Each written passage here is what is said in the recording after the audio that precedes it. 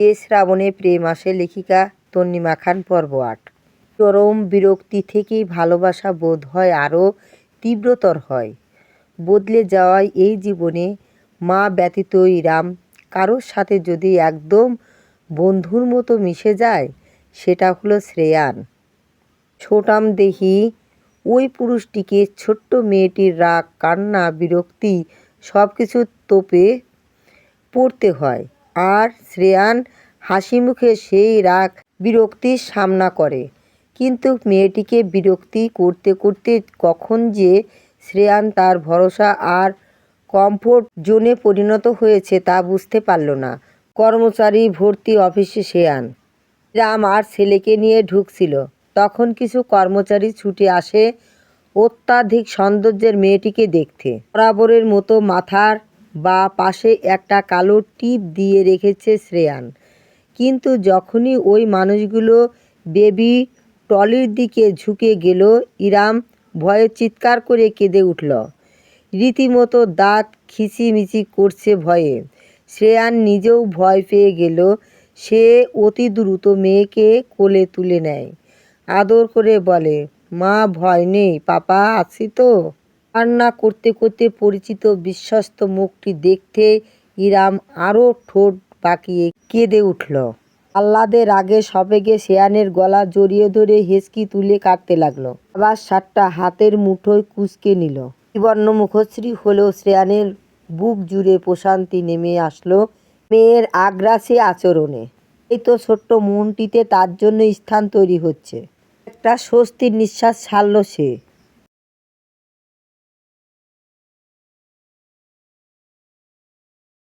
Belt দিয়ে বুকে বাঁধা শ্রবণ তখন টুকটাক করে বোনের কান্না দেখছে। দুজনকে একসাথে বেগ পেতে হলেও শ্রেয়ান সামনে নিল। মেয়ের পিঠে চাপড় দিয়ে বলল, আঙ্কেলদের আমি বারণ করে দিচ্ছি মা, দেখো কেউ তোমার ছুঁয়ে দেবে না।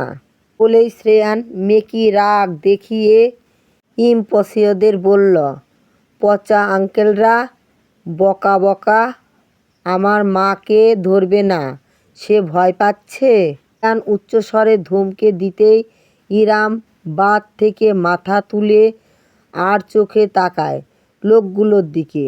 সকলে চলে গিয়েছে দেখেই তার কান্না কমে আসলো।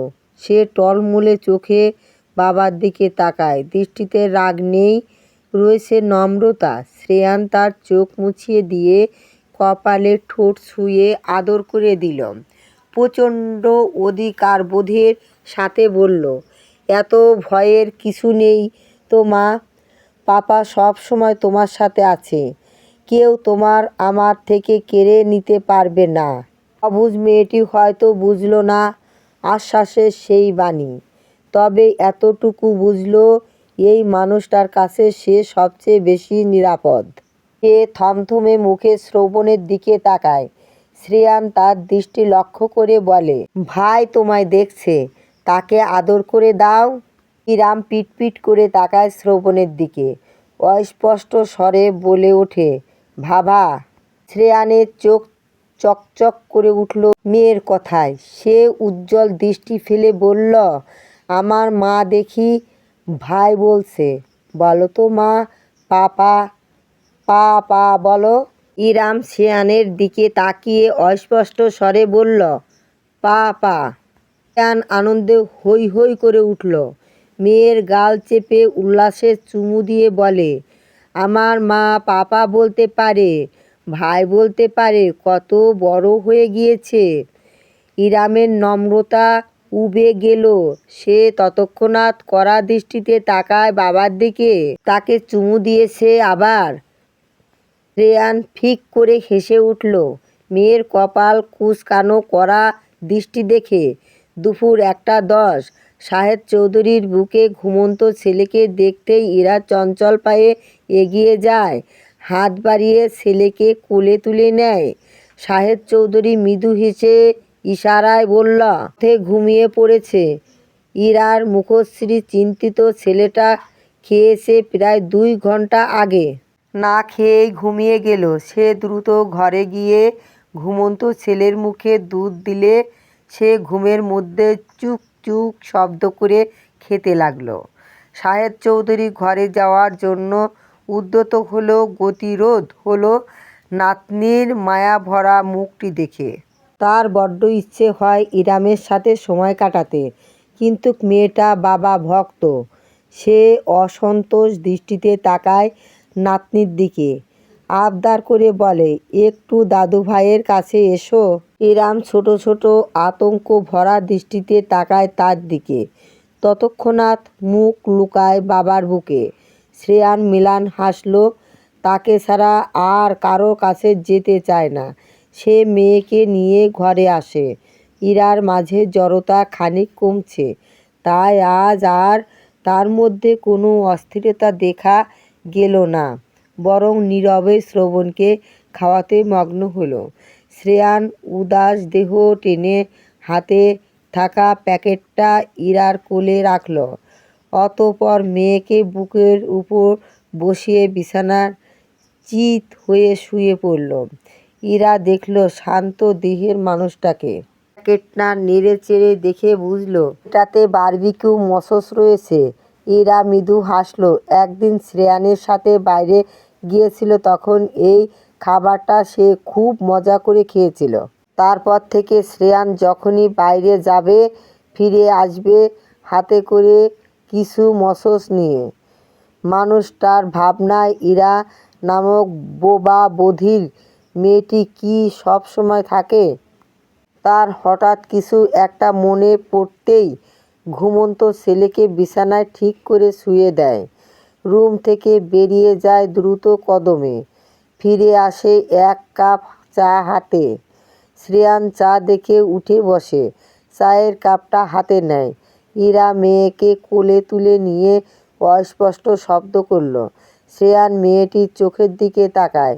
ইরার কাছে বড্ড উদাসীন ঠেকল সেই দৃষ্টি। এক পা এগিয়ে যায়, হাত গলিয়ে দেয় শ্রেয়ানের চুলের মাঝে, মাথা নেড়ে ইশারায় শুধায়, কি হয়েছে? শ্রেয়ান ম্লান হেসে চায়ের কাপটা রেখে দুহাতে মা মেয়েকে জড়িয়ে ধরল। ইরা হতচকিত হয় উদরে উত্তপ্ত মুখটি ঢেকে যেতেই। ও নির্বিকার চুলগুলোতে হাত বুলাতে লাগলো। মায়ের দেখাদেখি ইরাম ও বাবার চুল টানতে লাগলো। ছোট ছোট হাতের স্পর্শে শ্রেয়ান মাথা তুলে তাকায়। হেসে মেয়ের পা দুটো আঁকড়ে তাতে শব্দ করে চুমু খায়, বলে, আমার ছোট্ট বুড়ি। পরপরই পকেট থেকে একটা কাগজ বের করে ইরার সামনে তুলে ধরে। ইরা অবুঝ দৃষ্টিতে তাকায় কাগজটির পানে। আন্তর্জাতিক বেসামরিক বিমান চলাচল সংস্থা থেকে কোনো নোটিশ। শ্রেয়ান ফোন বের করে কিছু লিখে ইরার মুখের সামনে ধরল। জবের থেকে নোটিশ এসেছে, আগামীকাল মেডিকেল চেক আপ সহ কিছু অফিসিয়াল কাজ রয়েছে। এগুলো যদি নিখুঁত থাকে তবে পরশু থেকে জবে জয়েন করতে হবে। পুরো ভাষা শুনেছি, শিডিউল টাফ হবে। আমার লম্বা সময়ের জন্য বাইরে থাকতে হবে। তার মুখশ্রী চকচক করে উঠল। ঠোঁট দুটি অনতিবিলম্বে বিস্তৃত হয়ে গেল। প্রফুল্ল হেসে অস্পষ্ট স্বরে কিছু বলল। শ্রেয়ান ঠোঁট উল্টানো স্ত্রীর উল্লাস দেখে আলগোছে পুনরায় জড়িয়ে ধরে। উদরে মুখ গুজে জড়ানো উদাসীন কণ্ঠে বলল, আমার থেকে দূরত্ব আপনাকে এত খুশি কেন করে বিবিজান? আমার যে ইচ্ছে করে না আপনাদের ছেড়ে থাকতে। মোহনীয় সেই কথাগুলো আগোচরেই থেকে গেল দৈনিক প্রতিবন্ধকতার কারণে। ইরার কণ্ঠনালী বোধ হয়ে আসে উদরে কাটা কাটা দাড়িগুলো উগ্রভাবে স্পর্শ করতেই। এই ক্ষুদ্র ক্ষুদ্র অনুভূতিগুলো বড্ড আলাদা। এই মানুষটার স্পর্শ বড্ড আদুরে। যেখানে চাহিদা নয় ভালোবাসা মিশ্রিত স্পর্শ থাকে। হুটহাট পেছন থেকে জড়িয়ে ধরে কাঁধে মুখ গুজে দেয়া, কোলের উপর শুয়ে পড়া, এগুলো তার কাছে নতুন, একদম নতুন। পূর্ব অভিজ্ঞতা তো ছিল বড্ড বিদঘুটে তৃষ্ণাময়। যখন সংসারের সকল কাজ শেষ করে সারাদিন পরে বিছানায় পিঠ এলাতো, তখন লোকটা রুক্ষ কণ্ঠে অনুভূতিহীনভাবে বলতো, কাপড় খোলো। তখন না বুঝতো, তখন ক্ষিপ্ত হয়ে ওঠা, তারপর সেই রাগ তার ক্লান্ত দেহের উপর মিটানো।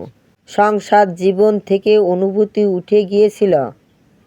তখন হঠাৎই এক শ্রাবণে আগমন ঘটে এক অন্য ব্যক্তিত্বের মানুষের।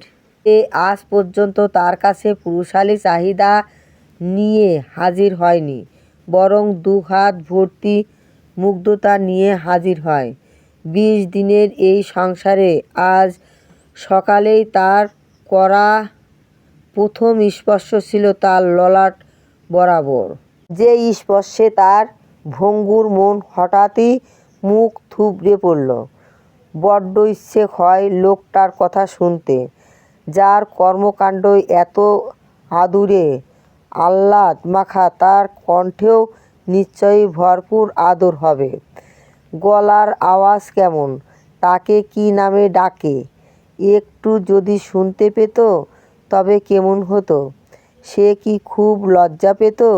লজ্জায় পড়ে নিজেকে সঁপে নিত তার বাহুডোরে। উদরে পুনরায় রুক্ষ মুখটি ঘষে দিতেই ইরা হকচকায় লালচে আভাযুক্ত মুখশ্রী লুকাতে ব্যস্ত হয়ে পড়ল। শ্রেয়ান মুখ তুলে তাকায়, ঠোঁটের কোণে স্মিত হাসি, ইশারায় ভ্রু নাচায়। ইরা না বোধক মাথা নেড়ে বুঝাল কিছু না।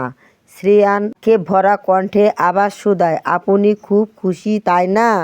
ইরা বুঝতে পারল, বলে মাথা নাড়ল ঘন ঘন। শ্রেয়ান নিদারুণ যন্ত্রণা নিয়ে বলল, আপনি বড্ড নির্দয় ইরা। ইরা এটাও বুঝল, বুঝতে পেরে ঠোঁট সরিয়ে হাসল। শ্রেয়ান ডানে বামে মাথা নেড়ে স্ত্রীর উৎফুল্লতা দেখে। ঘটনাটা ছিল 2 সপ্তাহ পূর্বের। নতুন ঘরটিতে একটু একটু করে পরিচিত হয়ে ওঠা ইরার হঠাৎ নজরে আসে দেয়ালে টাঙিয়ে রাখা একটি ফটো ফ্রেম। ছেলেকে দোল দিতে দিতে সে এগিয়ে যায় নিজের ঘরের বাঁ পাশের দোলনাটির কাছে।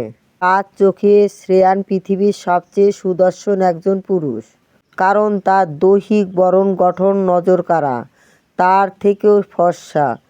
পেশায় একজন পাইলট, এর বাহ্যিক সৌন্দর্য বর্ণনার অপেক্ষা রাখে না। সাদা ফুল হাতার শার্টটির কাঁধে কালো অ্যাপোলেটের উপর স্বর্ণালী স্ট্রাইপ জ্বলজ্বল করছে। মুঠামদেহী স্ত্রী গড়নের পরিপাটি আভূষণে আবৃত মানুষটা হাস্যোজ্জ্বল মুখটি নিয়ে ককপিঠে বসে আছে। ইরা বড় বড় নয়নে সম্মুখে সাদা মেঘে মেঘে ঢাকা এক ঐশ্বিক সৌন্দর্যে আবৃত আকাশ দেখছে। মানুষটা আকাশ ছোঁয়া। খুব আশ্চর্য হয় ইরা, এই আকাশ ছোঁয়া মানুষটা নাকি তার মতো অভাগী মেয়ের স্বামী। কাঁধে কেউ আসলো গতিতে থুতনি রাখতে ইরা হকচকায়। ঘাড় ঘুরিয়ে তাকালে শ্রেয়ানের মুখটি দেখে স্বস্তির নিঃশ্বাস ফেলল। ইরামকে কোলে নিয়ে শ্রেয়ান সোজা হয়ে দাঁড়ায়। হোয়াইট বোর্ডের সাথে হেলান দিয়ে ভ্রু নাচিয়ে শুধায়, কি দেখছিলেন? ইরা তার ঠোঁটের নড়চড় দেখে আঙুল তাক করল ফটো ফ্রেমটির দিকে। বুড়ো আঙুল আর শাহাদাত আঙুল এক করে হাত দিয়ে বোঝালো, ওয়াও ওয়াও। শ্রেয়ান নিজের ছবিটি এক পলক দেখল, স্মিত হেসে শুধায়, ওয়াও ওয়াও। ইরা মাথা নেড়ে সায় জানালো। শ্রেয়ান আবার শুধায়, আপনার ভালো লেগেছে? ইরা তৎক্ষণাৎ ঘন ঘন মাথা নাড়ল। রাজ্যের উৎফুল্লতা নিয়ে চোখ বড় বড় করে অস্পষ্ট স্বরে আ উ শব্দ করে অনেক কিছু বলল। শ্রেয়ান অসহায়ত্ব অনুভব করল। তেমন কিছু বুঝতে না পেরে সেই অসহায়ত্বের রেশ ধরেই মার্কার কলমটি এগিয়ে দিল। ইরা বুঝতে পেরে এক পলক থমকালো, পর মুহূর্তেই হেসে ফেলল। উৎকণ্ঠা নিয়ে বোর্ডে লিখল, আপনি কি পাখিদের মতো আকাশে ওড়েন? খুব আনন্দ হয় নিশ্চয়। মেঘ ছুঁতে পারেন? আপনি কি ওই বিশাল প্লেনটিকে উড়াতে পারেন? আপনি তো খুব শক্তিশালী। আমার না খুব ইচ্ছে আপনাকে আকাশে উঠতে দেখার। আমি সবাইকে বলবো শ্রবণ আর ইরামের বাবা আকাশে উড়ে বেড়ায়। কি সুন্দর হবে বলুন। কিন্তু আমি তো বলতে পারি না। সমস্যা নেই, ইরাম আর শ্রবণ বড় হয়ে বলবে তাদের বাবা ওই দূর আকাশে উড়ে বেড়ায়। সবাই তখন নিশ্চয়ই অনেক অবাক হবে। চোখে মুখে শিশু সুলভ আদল স্পষ্ট, কণ্ঠ নিশ্চয়ই অবুঝ শোনাত। তবেই এই অবুঝের ন্যায় নিজের আনন্দ উৎফুল্লতা ব্যক্ত করতে পারা ইরার চোখ মুখে রাজ্যের কৌতূহল। শ্রেয়ান মুগ্ধ হয় সেই শিশুসুলভ উল্লাস দেখে। চোখ মুদে নেয় সেই অপার্থিব সৌন্দর্য। মোহিত কণ্ঠে শুধায়, আপনি আকাশে উড়বেন? তা বুঝল সহজ এবং ছোট্ট সংলাপটি। সৌজন্য হেসে নাবোধক মাথা নাড়ল। শ্রেয়ান কপাল কুঁচকে শুধায়, কেন? ইরা বোর্ডে লিখল, এত কপাল আমার আছে নাকি? আমি যেটুকু পেয়েছি সেটুকুতেই আমি সন্তুষ্ট। আমার স্বামীকে ওই দূর আকাশে উড়তে দেখাই আমার সার্থকতা। তারাটির দিকে নির্বিশেষ তাকিয়ে রইল শ্রেয়ান। দৃষ্টি অম্লান অথচ বেহাব অনমিলন। তরি এমনি একটু সমর্থন চাইতো সব সময়। যে তার প্যাশনকে নিজের প্যাশন মনে করবে, যে তার খুশিতে নিজের খুশি খুঁজে নেবে। মেয়েটির চকচকে দৃষ্টি তখনও শ্রেয়ানের দিকে। শ্রেয়ান ম্লান হেসে আলগোছেলে সহ টেনে নেয় মেয়েটিকে বুকে। ইরার পিঠ ঠেকালো শ্রেয়ানের বুকে। ইরা নিরুদ্দেশ শান্ত চিত্তে দাঁড়িয়ে থাকল। পুনরায় বোর্ডে লিখল, আপনি আর চাকরি করবেন না। শ্রেয়ান নিরুদ্বেগ বোর্ডে লিখল, চাকরি করলে আপনাদের সময় দেব কি করে? আপনি একা একা দুজন নিয়ে পেরে উঠবেন না। ইরা কপাল কুঁচকে তৎক্ষণাৎ লিখল, এ কেমন কথা? কাজ হলো পুরুষ মানুষের সৌন্দর্য মর্যাদা শীত দ্বারা সোজা করে চলার একমাত্র মাধ্যম। পৃথিবীর সবাই করে। তারা কি পরিবারকে সময় দেয় না? কাজ করে দিন শেষে যখন ক্লান্ত বদনে বাড়িতে ফিরবেন তখন পরিবার আপনার সেই ক্লান্তি দূর করবে। এটাই সৌন্দর্য। আর আমি একা কোথায়? মা বাবা মেলা আছে। আমি পারবো। এর থেকেও বিশাল আর কঠিন দায়িত্ব পালন করে এসেছি। মেয়েটির মাথায় ঠেকানো শ্রেয়ান থুতনি অলস গতিতে বেঁকে যায় শ্রেয়ানের ওষ্ঠদ্বয়। লিখল, দিন শেষে কেউ যদি তার চরম স্পর্শ মাখা তবে কাজ না করে তো উপায় নেই। টুকি টাকির মা কি তা পারবে? এরা হেসে উঠল। চঞ্চল হাতে লিখল, খুব পারবে।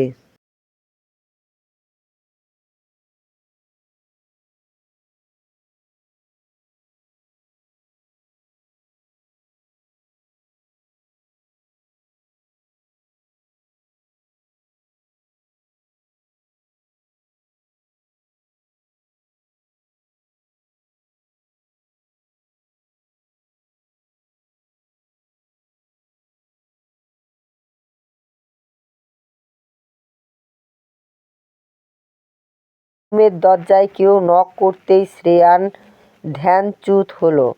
সুমনা হাঁক ছেড়ে বলল, শ্রেয়ান, 1:30 বেজে গিয়েছে। বাবুদের দে, আমি গোসল করিয়ে ফেলি।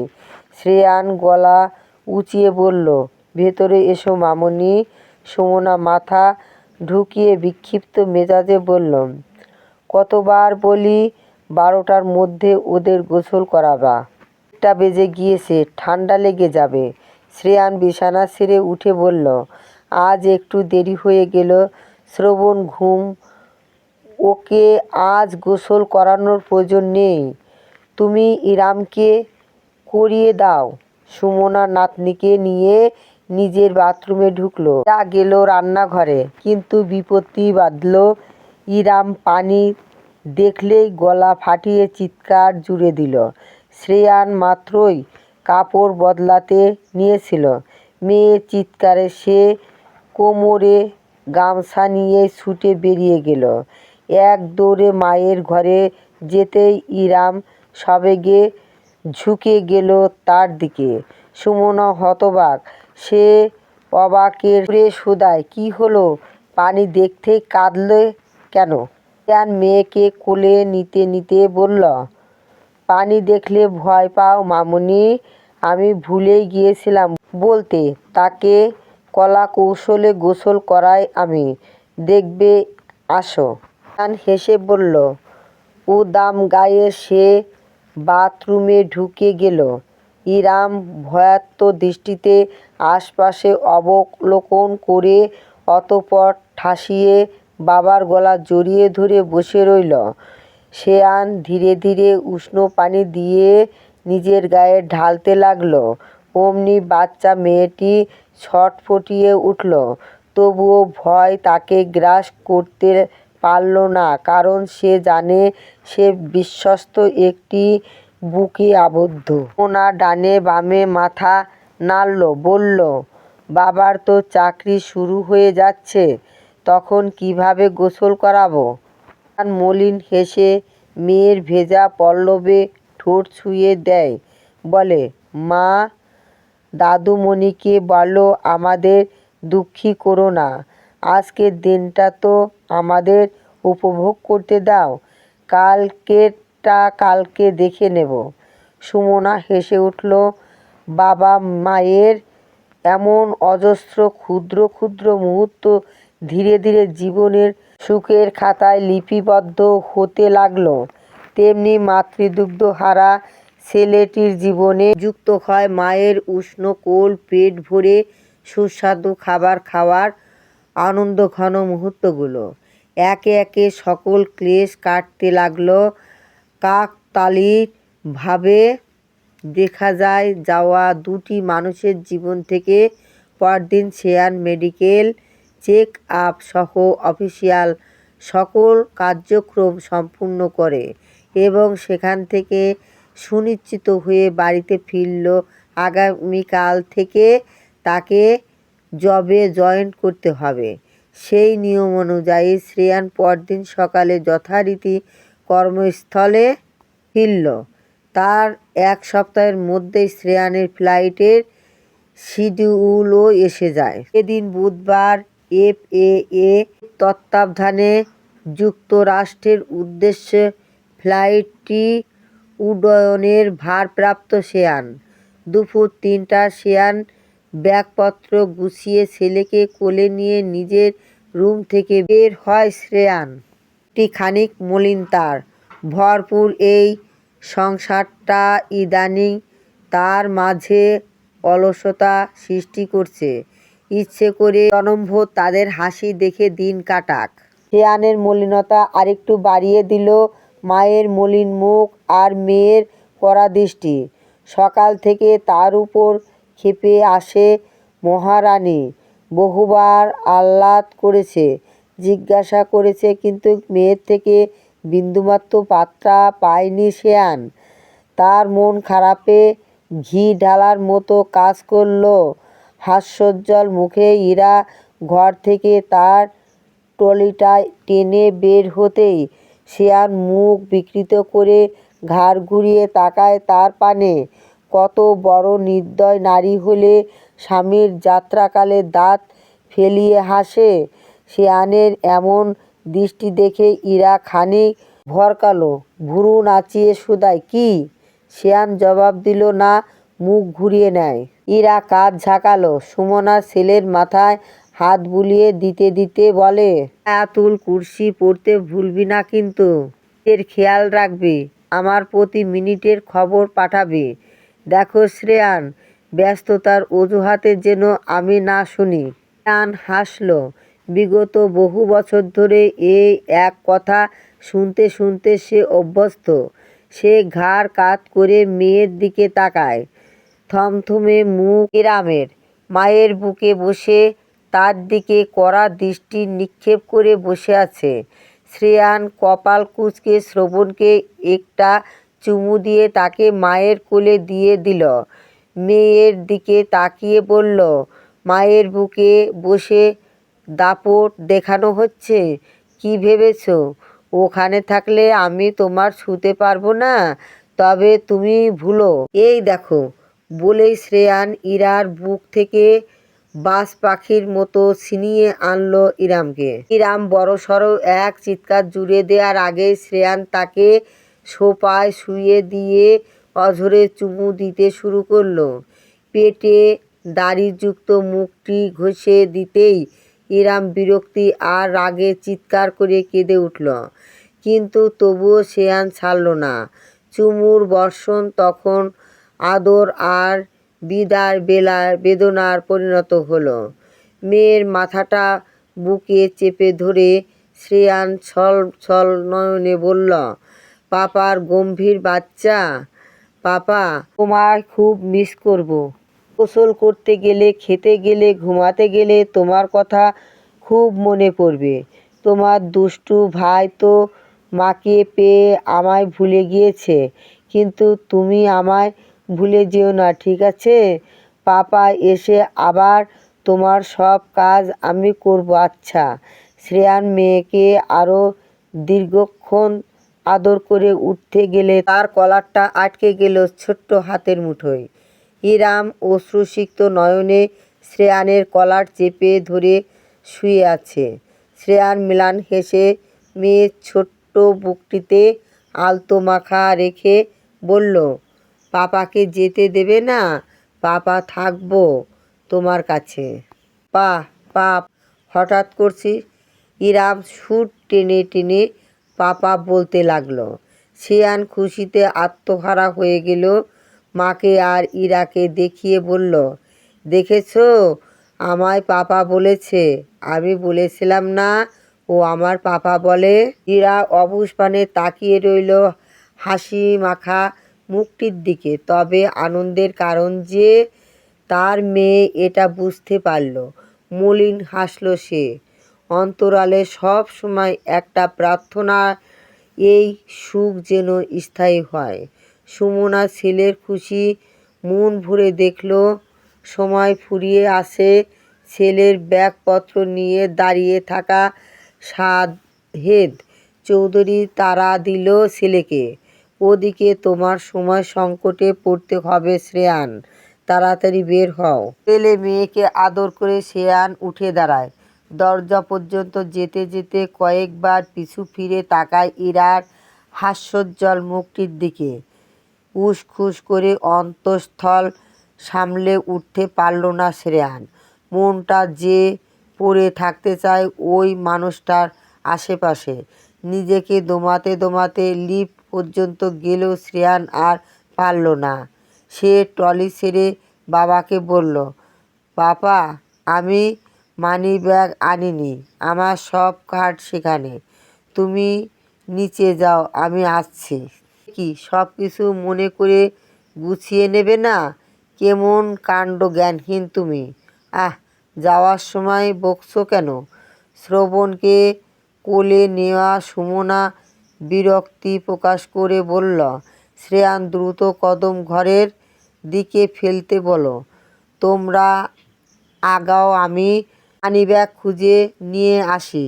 ইরা আমার মানিব্যাগটা দিন। চেঁচিয়ে বলতে বলতে শ্রেয়ান ছুটে গেল ঘরে।